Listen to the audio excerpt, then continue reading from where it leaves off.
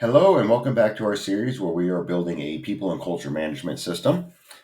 This series is brought to you by Prairie HR Solutions. My name is Jake Finger, Principal Consultant here at Prairie HR Solutions. And in this video, I would like to carry on where we left off. And where we left off last episode was we created a way to write data to our sheet here from our HTML side.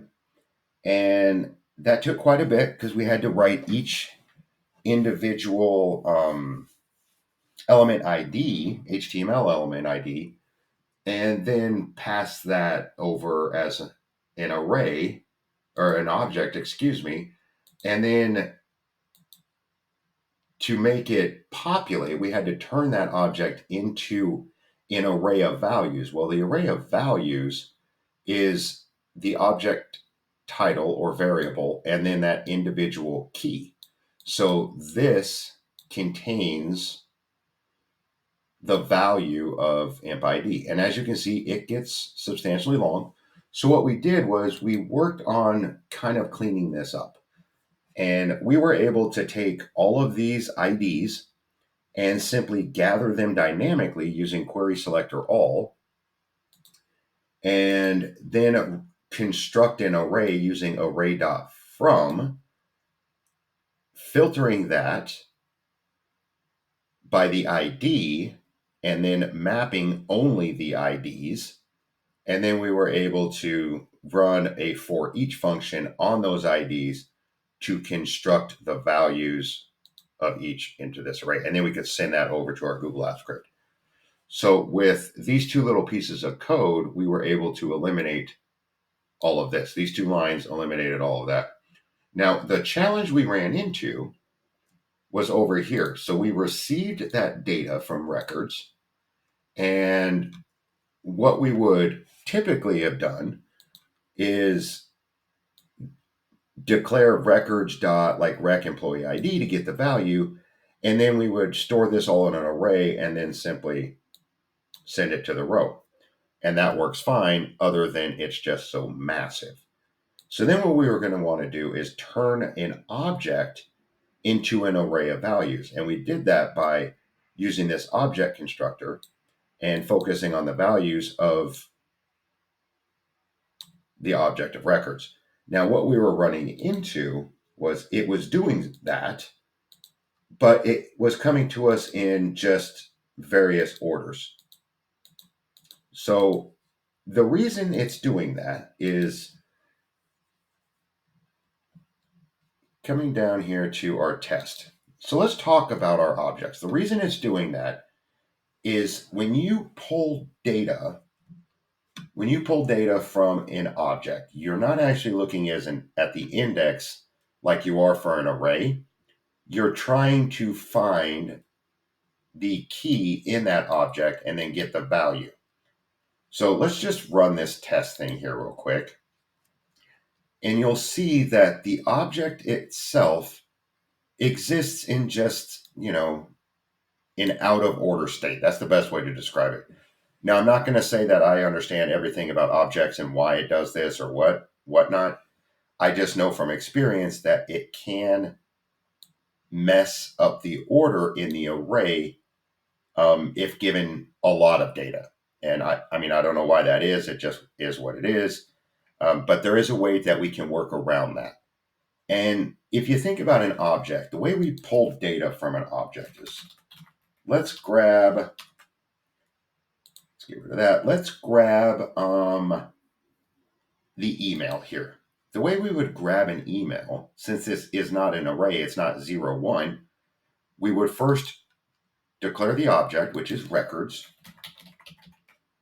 And then what we would do is, no, we're not looking for the age. Essentially, we are trying to say a property of this object or key is going to be the email. Now, when we select this and we run it, it's going to produce the value. And if you look at the way that this is structured, it's the same exact thing up here. So essentially, we are getting the value in this array and then turning that in the object and then turning it into an array and then populating it. So here is our email. And as you can see, here is our object here in just whatever order. And since we only have 3, the chances of this being in order are pretty high. Now, the problem that we have with this is we have 79 different key value pairs. So the chances of this being in the same order or a given order is pretty low.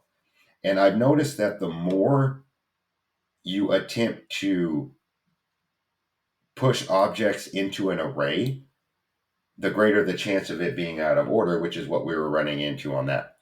So there is a way that we can do this. Instead of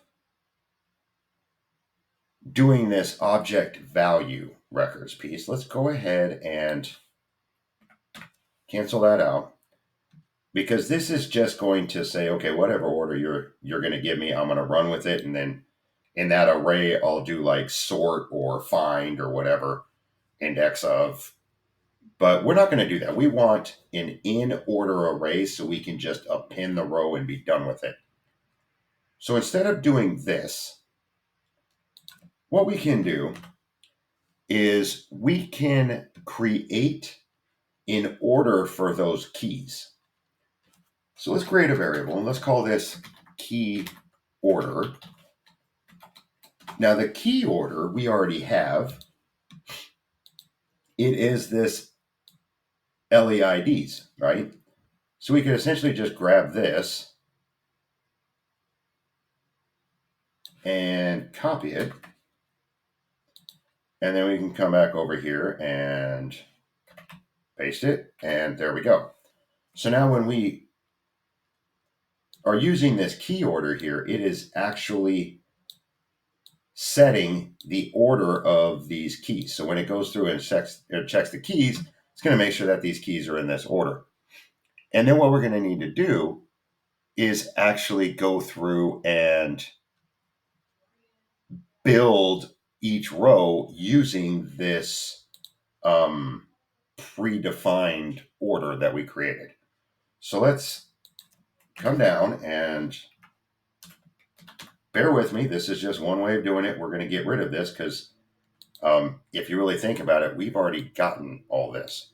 So let's just make sure that we get this working first, and then we can trim it. So now we can do row, and that row is going to be equal to our key order. And what we're going to want to do with that is map it. So we're going to map it by our key. Again, this can be anything, but we're going to use key. And the keys exist in each records within the key. So we are essentially wanting to map the keys to our key order within our records, the keys within our records to the key order. And while we're here, there can be issues to where you run into a key that is missing. Say you're expanding it, or you're creating a new key, or it just doesn't come over, or whatever. So we would like to handle that in a different way other than the function just not working. And we can do that by saying or, which is these 2 lines, and just an empty thing. So what this is going to say is, create a comment here for you. We'll say use an empty string if the key is missing or anything is wonky. And what we'll do up here is let you know what this is doing. Build the row based on the predefined order. Okay, so now what we can do is append this row. So we can scroll down here and then you can see that we're already appending this row. So let's go ahead and save this. And then let's come up back to our page here, and let's refresh it just so we can start new. And I mean, now that we've handled a way to handle empty fields or keys that aren't there, we can simply put in random data here. We'll just do email. And now this is going to be off by 2 because if you remember, we have on our far left side of our sheet, we have the user email and the timestamp. So we haven't included those in. So it's going to be off by 2, but we're looking for the order. And then we'll do this race, and then we'll just put in cycle. So this should give us in order, and then we'll just do 79 here. Okay, so let's create the record here, process it. Okay, it went away. So now let's come back over here to our sheet, and you'll see if we move this over to,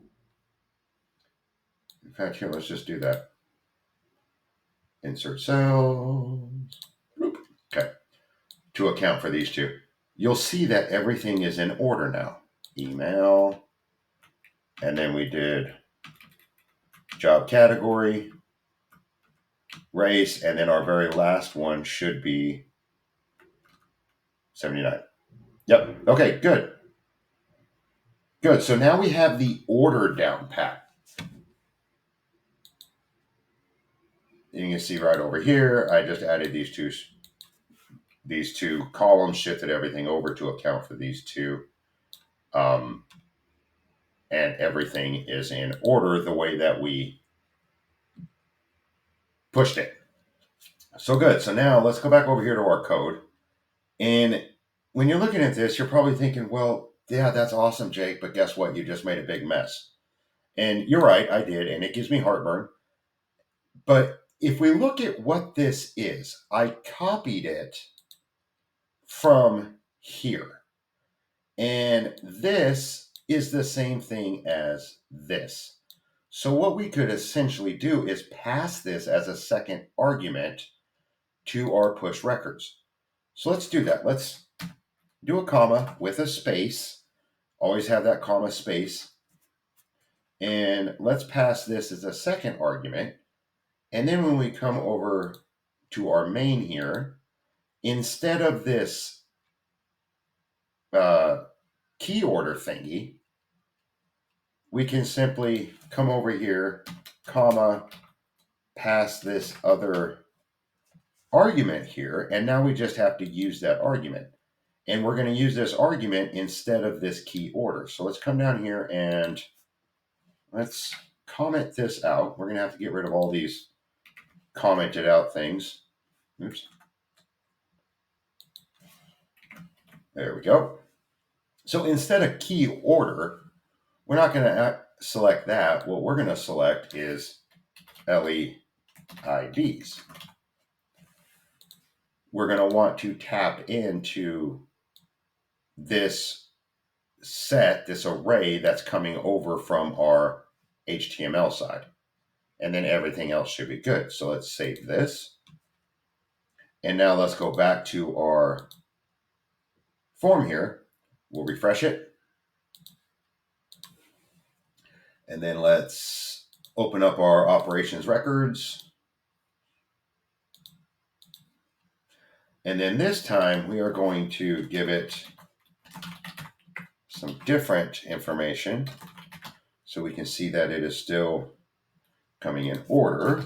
Job title. And remember, we haven't done anything with those first two cells, the employee email and the timestamp. So we're going to have to shift everything over, but really we're focusing on the order only. So then we'll do PTO balance, and then we'll come down here and say the last one is the stock value. So now if we were to create a record and run this, goes away, so that's good. Now let's come over here to our sheet, and you'll see that it is populating fine.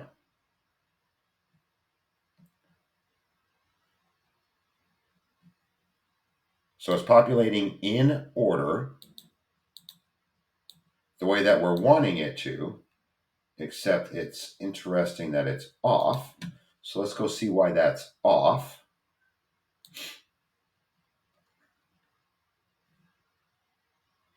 Typically, when it's off this time, it means that it's not in order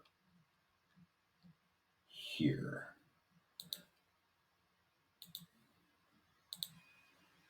Oh, actually, now that I just glanced at it, the one thing that we didn't do was we didn't account. We're not accounting for this not being included. So if we just come over here and move it over to account for these two, then yes, it does line up because we didn't put the employee ID in there. Okay, good. So that works. So let's go do something. Job title, no union coverage, PTO balance. Okay, good. So let's do one more time. And then let's add in some other stuff here. DFS. Let's do just to add some more information in here. Provider for health. And then, yep, I'll add in these numbers. Okay. So now let's run this again and see if it produces. Okay, and we'll move these two over. Now, obviously, we can't just keep moving these over, so we got to add these to that row. But as you can see, it's populating it in order. Biweekly is there. Provider health. Stock value. Awesome. Okay, good. Good. So now we got it in order. So we essentially don't need this and anything else that's commented out. So really all we need to do is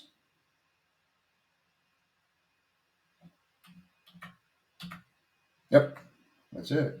Make sure I'm not deleting anything different here. Yep, okay, there it is. That's the row. Wonder where our object value was. So now we're taking care of this by keeping it what's called dry. Dry is an acronym that you can use to say don't repeat yourself. And since we already did it in another place, we could simply pass that as an argument. So now we just took care of all of that. Let's get rid of our test here. Now, the one thing that we're going to have to do now is focus on this user email and record date. So let's give ourselves a little bit more room here before we append this row. And let's grab our user. Let's just call this user email. That'll be easier. Oops. User email, and we're going to get that by hitting our select session, get active user, dot get email. So that'll give us our user email, and then let's get our timestamp, and well, let's just call this timestamp. Now let's call it date. And the date is going to simply be new date. So now we need to construct because we have a row right here that we constructed based on that the predefined order that came over with us. But now we need to add these two in here. And before, we would simply just add these before the records.employee ID. And it's kind of the same principle.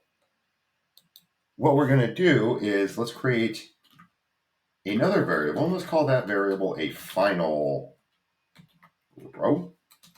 And then what we're going to do is, it has to be an array. And then we do user email. Come up here and make sure I get the order correctly. Yep, user email, record date.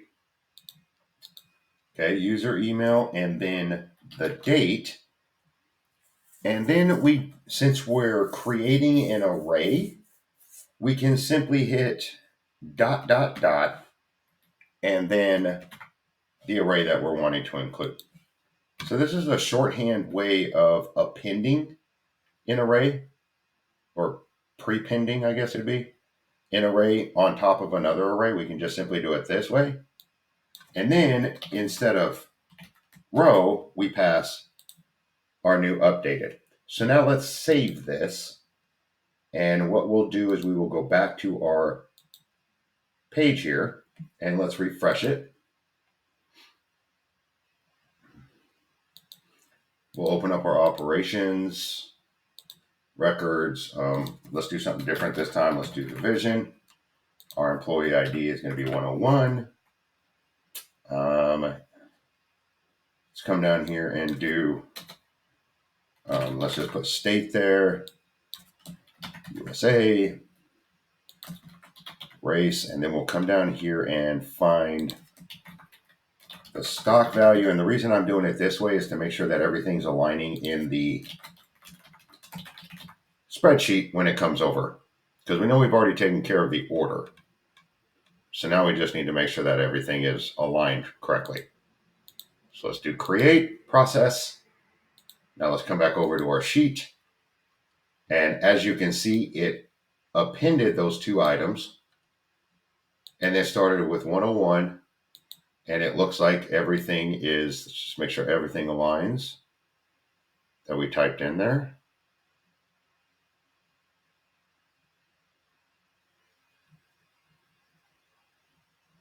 Yep, there it is, employee share and stock value. Good, good, good, good. So now we took that massive amount of data and just using the things that we've already went over in not only this series, but the learning Google Apps Script for HR and beginning Google Apps Script for HR, we were able to take that massive lines of instruction code and turn it into something a lot more simple and easier to deal with. And let's just go over here to this operations page because we don't need this anymore. And we can delete that. Okay, good. So now, before I end this video, I'm going to kind of go over where it is that I'm wanting to go for the next video. And I'm not going to have y'all watch me do this, of course. But anytime that we have a user fill out a form, there are two kind of things that I like to keep in mind. One, have the user fill out as least amount of fields as possible. And two, control what it is that they can put in there. Because if you look at some of these, just say job category. So job category, this is the reason why this exists here is to assist in, EEO reporting.